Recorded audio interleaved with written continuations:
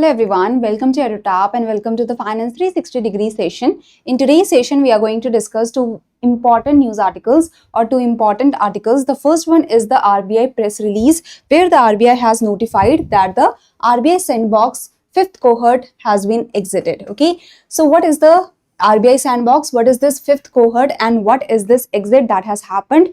And only one entity has been able to exit.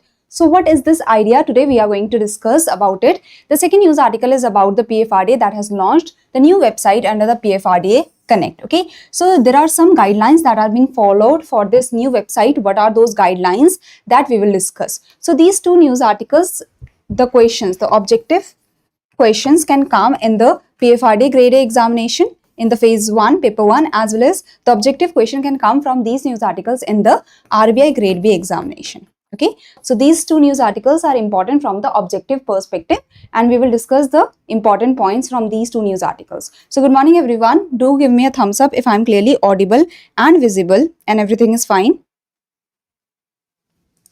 Okay, so now before starting with the session, do subscribe to the YouTube channel of EduTap so that you continue getting these relevant videos, and do subscribe to the Telegram channel where you will get the PDF of the session, and the link for the Telegram channel is provided in the description box below. Okay, so the Telegram channel of EduTap, there you will get the PDF within 24 hours. This is the idea. Now starting with the first news article or the first article, that is the press release released by the Reserve Bank of India. So regulatory sandbox fifth cohort on theme neutral exit. So first of all, the fifth cohort of the regulatory sandbox. What is regulatory sandbox? So I hope you know that the regulatory sandbox, this is the regulatory domain where the live testing can happen under the regulatory domain of the Reserve Bank of India. So regulatory sandbox, this usually refers to live testing of new products or services in a controlled or test regulatory environment for which regulators may or may not permit certain regulatory relaxations for a limited purpose of the testing. So basically the regulatory sandbox, this is the sandbox where the new products can be tested, okay, where the new products can be tested so that they can come into the financial domain of our country. Okay, they can be operated in the financial domain of our country. Let's say there is some blockchain technology that is being used for the transactions and such, so they will not be directly brought into the country. The Reserve Bank of India provides this regulatory sandbox where the live testing of a new product or new service can happen under the regulatory domain, under the controlled or test regulatory environment under the Reserve Bank of India, so that the Reserve Bank of India can see the live testing and if the product is viable, if the services are viable in the economy or not. Okay, so this is the regulatory sandbox where the RBI may or may not permit certain regulatory relaxations. So RBI can permit certain regulatory relaxations while the testing is happening. Okay, so this is the test environment where the live testing can happen under the regulatory domain of the Reserve Bank of India.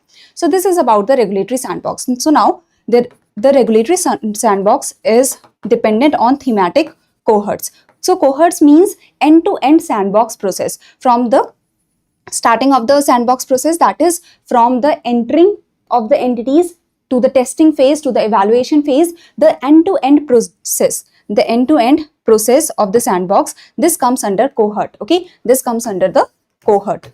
So cohort is the end-to-end sandbox process, and usually the cohorts under the regulatory sandbox, they are the thematic cohorts. There is some theme on which the live testing happens of the products or services. Let's say for the first cohort, the theme was retail payments. So for development of retail payments in the country, that was the theme, the retail payments, and the end-to-end sandbox process was done for the development of products and services for the retail payments. This is the idea of the thematic cohort. So the regulatory sandbox, it was based on thematic cohorts. Okay, so I hope now you have understood the idea of the thematic cohorts. Cohort is the end-to-end sandbox process, and the thematic cohort means that there is a theme on which the end-to-end sandbox process is happening, on which the products and services are being developed. Now the fifth cohort of the regulatory sandbox, which was theme neutral. So the fifth cohort was theme neutral. That means under the domain of the Reserve Bank of India, it was said that the live testing can happen in this theme neutral fifth cohort. In this cohort, it was said, in this cohort, that is the fifth cohort, it was said that the end-to-end sandbox process can happen for any of the idea. That means if it is under the RBI domain, if there is some domain on which the development is happening that is under the RBI structure, so RBI will allow it under the fifth cohort. If there is any product or any service that has to be tested, that is under the RBI domain, that is under the RBI domain or under the RBI structure, so RBI will allow the testing of these products or these services under the fifth cohort. That's why it was theme neutral, so that any product, any service can be tested for the country, okay, for the RBI domain, that is under the RBI domain. So fifth cohort of the regulatory sandbox, it was theme neutral. There was no particular theme that was given, it was theme neutral. So any product, any service could be tested under the RBI domain. 5 entities were shortlisted to commence testing of their products. So basically in the 2024, it was announced that 5 entities have been shortlisted so that they can test their product under the regulatory sandbox of the Reserve Bank of India under the theme neutral. Okay, so 5 entities were selected. Now see, they were selected for the testing phase. The testing phase started and the 5 entities, they started testing their product, they started developing their product. After the evaluation was done, after the testing phase, there was the evaluation that happened. So products of the entities which completed the test phase, they were evaluated. So these are the 5 phases. Preliminary screening happens. So usually this end-to-end sandbox cohort, the end-to-end sandbox process, it has 5 phases, okay? And the 4 phases, these 4 phases have to finish within 9 months. So preliminary screening, for this there is no timeline, okay? Preliminary screening is the initial screening that happens. After that, the application assessment and shortlisting happens. After that, test design and integration. Test design is developed slightly and it is seen that is it viable or not properly. Then testing phase start, and then last is evaluation phase after the testing finishes. Okay, so for second to fifth, for this process, for second to fifth step, there is approximately 9 months that is given for the cohort. Okay, so under the theme neutral, where the different products and services can be developed under the RBI domain without any particular idea, there can be like different products and different services can be developed under the RBI domain. So this was the phases, these were the phases, okay? And in the testing phase, there were 5 entities that were chosen for the testing phase. After the testing finished, products of entities which completed the test phase were evaluated based on mutually agreed test scenarios and expected outcomes. Accordingly, only one product out of the 5 testing, like out of the 5 entities that were chosen for the testing phase, only one product outlined below has been found viable within the boundary conditions defined during the testing under the regulatory sandbox. So basically, Indian Banks Digital Infrastructure Company Private Limited with partner with the financial institutions such as the ICICI Bank, HDFC Bank, Yes Bank and Aditya Birla Capital Limited. So remember, only the IBDIC Private Limited partner with partner financial institutions such as ICICI Bank, Yes Bank, HDFC Bank and Aditya Birla Capital Limited, they have exited the sandbox entity after being successful. Okay, so they are the ones whose product has been found viable within the boundary condition of the regulatory sandbox. So they have developed a product that is the blockchain based deep tier financing solution that enables the micro, small and medium enterprises to raise the funds through the blockchain technology. So this is the basic idea. So I told you that there are 5 cohorts. So first cohort was retail payments, second cohort was cross-border payments, third cohort was MSME lending, fourth cohort was prevention and mitigation of financial frauds, and the fifth cohort was theme neutral. So you can understand that the first cohort, and for a cohort there is approximately 9 months that is given for the testing phase. Okay. So for the first cohort, for the first theme, the products and services were developed for the retail payments and they were given 9 months. In total, there were testing that happened for 6 products, or the 6 entities were chosen for testing phase and the 6 became successful and the 6 exited the cohort, okay, successfully. Now in the cross-border payments, there were 8 entities that were shortlisted but only 4 became successful. In the MSME lending, again 8 were selected or shortlisted for the testing phase but only 5 were successfully exited. And in the fourth cohort, there were 6 entities that were shortlisted for testing and only 3 exited successfully. Now in the theme neutral, there were 5 entities that were in the testing phase or that were doing the testing, but only one has exited successfully. So basically the theme, the fifth cohort of theme neutral, so exit means that successfully exit has happened of only one entity whose product has been found viable for the country. Okay, so the entity has now exited the 5th cohort of the regulatory sandbox. Now the product may be considered for adoption by regulated entities subject to compliance with the applicable regulatory norms. So it has been said that this entity or this product is found, this entity has successfully exited the 5th cohort and this product has been found viable for the country. So the regulated entities in the country, they can use the product now, okay, with the regulatory guidelines. Now, as announced with the press release dated April 9, 2025, I have taken a session on this also when we discussed the complete regulatory sandbox framework. So it was said that the applications to regulatory sandbox are now on tap for theme neutral testing. So basically, it is said that the 5th cohort is being opened for on tap application. So basically, RBI has been operating the regulatory sandbox since 2019, and based on the experience that the RBI has garnered by having the 5 cohorts, so RBI decided that we are going to have the on-tap application facility. This was announced in October 2024. So RBI has completed the many of the cohorts by then, and so RBI decided that we can have on-tap application facility. On-tap application facility basically means that mechanism, this is the mechanism that allow continuous submission and testing of innovation. So usually the cohort is opened only for, like cohort is opened once, let's say for retail payments, and it closes within 9 months. But what if for the retail payments there is more innovation that is required, or there is more innovation that has to be done in the country? Because it's not like that we have completed the innovation and till 2040, till 2050 we will continue with this process only. No, we will develop further and further, and our technological upgradation also has to develop. So that's why it is said that for the retail payments the cohort has finished, right? For the retail payments, for the cross-border payments, MSME lending, for these the cohorts have already finished. So now how can we further keep on developing the products and services for these topics or for these themes? So it was said that now we will have the on-tap application facility. On-tap application facility means there will be continuous applications that the innovators can send to the RBI for the regulatory sandbox, and these innovators, they can be selected and they can work in the regulatory sandbox for live testing of their products or for developing their products. Okay, so on-tap application refers to mechanism allowing continuous submission and testing of innovations even after the official regulatory sandbox cohort have closed. So the cohorts have closed. The first cohort, second cohort, third cohort, fourth cohort, and now the 5th cohort has also closed. So on-tap application can happen now. That means on these themes, on these topics, now the on-tap application, that means continuous applications can come to the RBI for testing in the regulatory sandbox. So it has been announced in April 2025 that as soon as the theme neutral closes, as soon as the exit happens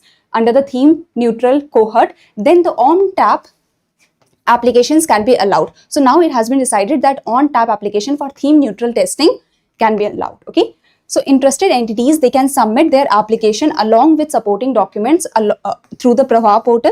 That is the portal through which the innovators, the entities, they can give their applications, they can take their authorizations and the validation. So through the Prava portal, the application has to be sent for the theme neutral, for the on-tap application. Okay. So the application will be examined in accordance with the provisions of the enabling framework for the regulatory sandbox. So basically, the application that is sent by the innovators, they will be checked, they will be vetted, and if they are following the guidelines under the enabling framework for the regulatory sandbox, they will be selected. Okay, and they can then test their product under the regulatory sandbox. So basic background is that the RBI set up an inter-regulatory working group in July 2016 under the chairmanship of Sri Sudarshan Sen to look into and report on the granular aspect of fintech, on the smaller and smaller aspect of fintech, and review the regulatory framework for the fintech. So the report of the working group was released in 2018, and for the public comments, one of the key recommendations of the working group was the introduction of the appropriate framework for the regulatory sandbox so that the live testing can happen under the regulatory sandbox for the new products, for the new services under the regulatory domain. This is the idea. Okay, and it is said that every applicant shall satisfy the following conditions if they want to get under the regulatory sandbox and want to do the live testing in the regulatory sandbox. It should be a company incorporated and registered in India or banks licensed to operate in India or limited liability partnership or partnership firm registered in India. Okay, the entity shall have a minimum net worth of rupees 10 lakhs as per its latest audited balance sheet, as well as the entity whose application for participation has been rejected, they have to wait at least for 6 months to send a new application. So this is the idea, okay, to apply again with the same or similar product. If they want to apply for with the same or similar product, they have to wait for 6 months. The detailed end-to-end sandbox process, that is the cohort. If a cohort is working, so that is the end-to-end sandbox process is happening. So that shall be overseen by the fintech department of the RBI under overall guidance of the interdepartmental group on regulatory sandbox of the Reserve Bank of India. This is the idea. Any confusion, anyone till now? So basically the fifth cohort has finished. The only one entity has exited successfully. Which entity is that? IBDIC. And which are the financial institutions that are the partner institutions of this entity? So ICICI Bank, SDFC Bank and such, okay? Any confusion, anyone?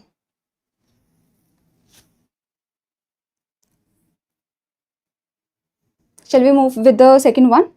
So the second news article is PFRDA launches new website under PFRDA Connect to enhance digital engagement. So basically PFRDA has launched its new and modernized website under the project PFRDA Connect initiative. It was launched by Shri S. Raman, chairperson of PFRDA at New Delhi. So this is important from the perspective of the students that are giving the PFRDA examination, that is recently only, and for the RBI students also this is important because there is some guidelines that we will discuss, okay?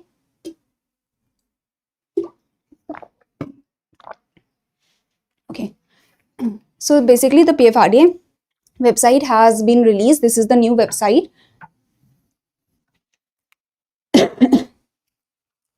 And this is the old website, okay? So you can see that the new website, it is quite modernized as compared to the old website that was filled up with stuff and that was very hard to decipher. So this is the old website and it has been modernized and the new website has been launched. And by seeing the new website, it is very easy to see that, okay, here we have the press releases, here we have the recent updates, circulars, tenders, trainings. While the old website was a little harder to understand and a very complicated maze, we can say. So PFRDA launched its new and modernized website under the project PFRDA Connect. Now this transformative digital milestone aligns with PFRDA's vision of promoting transparency, efficiency, accessibility in pension sector governance through cutting-edge technology. The new website has been designed and developed in accordance with Government of India's guidelines and is fully compliant with the GIGW, that is the guidelines for Indian government websites, okay, and WCAG, that is Web Content Accessibility Guidelines. So these are the guidelines that the websites have to follow, that are the websites of the regulators, okay, ensuring accessibility and inclusiveness to all stakeholders. So these are certain guidelines that has to be followed by the regulators for their website so that the website is accessible and the people are able to access the website and they are able to understand the things, okay. So guidelines for Indian government websites. So all the Indian government websites, they should follow these guidelines, as well as WCAG, that is Web Content Accessibility Guidelines. These are being followed by the PFRDA for its new website. Now the upgraded website offers an enhanced user experience. It is easier to navigate, it is intuitive, as well as improved functionalities there. Key enhancements include streamlined content with dynamic and responsive layouts, centralized access to regulatory updates. So you can see that there is a centralized, or at one place the updates, you can get the press releases, circulars, tenders, trainings, you can see, okay. So at one place there is centralized access to regulatory updates, circulars and schemes, enhanced search capabilities and user-friendly content management system, as well as seamless integration with other regulatory platforms and services. So this is the basic idea. The launch has happened of the new website. This reflects PFRDA's commitment to proactive digital transformation and enhanced stakeholder engagement. Basically here what you have to remember that, okay, the new website has been launched under the project PFRDA Connect, through which the PFRDA is trying to promote the transparency, efficiency and accessibility in the pension sector. Now the new website has been designed and developed in accordance with the GIGW and the WCAG. This is the idea, okay. So now before moving with the questions, let's first see that if you want to do the answer writing practice, for that you can you have the perspective 360-degree series. If you want to do answer writing practice for the IRDI examination, for the RBI grade B examination and such, or the NABARD grade examination, there is perspective 360-degree series through which you can do answer writing practice. Here this happens like this series is taken on YouTube on Monday, Wednesday and Friday at 5 p.m. where the recent topics are taken and the questions are provided from the recent topics, that what kind of question can come in the examination, and from those topics like the question is given and then answer is also discussed with the answer is discussed, the intro, body, conclusion, what you should be writing in the different parts of the answer, as well as the homework question is also given that you can answer in the comment section below. In the comment section you can answer the homework question, and the homework questions are also evaluated by the team. So if you are writing the answer within 48 hours of the session, so your answer will be evaluated and feedback will be provided to you in regards to your answer. Okay, and this series is very important because the recent hot topics are discussed here from which the descriptive question can come in the examination. Okay, so now this is the first question. I hope you will be easily able to answer this question. So this is the first question. In the fifth cohort of RBI's regulatory sandbox, which was theme neutral? So the fifth cohort was theme neutral, in which the products and services can be tested under the RBI domain. Okay, which entity's blockchain-based deep tier financing solution was found viable and later exited the cohort? So the entity you have to find, as well as the entity was in partner with which institutions. So partner institutions also you should remember. Okay, so that is important. The entity name, the name of the technology that has been developed, or the name of the product that has been tested, as well as the partner institutions. These are the things that are important. Okay, now coming to the next question, that is the newly launched website of PFRDA has been designed in line with which set of guidelines to ensure accessibility and inclusiveness for all the stakeholders? So which guidelines are being followed, that you have to answer here. Okay, so any confusion, anyone? I think it is clear. So this is it for today. Any confusion, anyone? So in the next session we are going to discuss a report that is released on the free AI. So we will discuss the major recommendations that are important from the examination point of view. Okay, so this is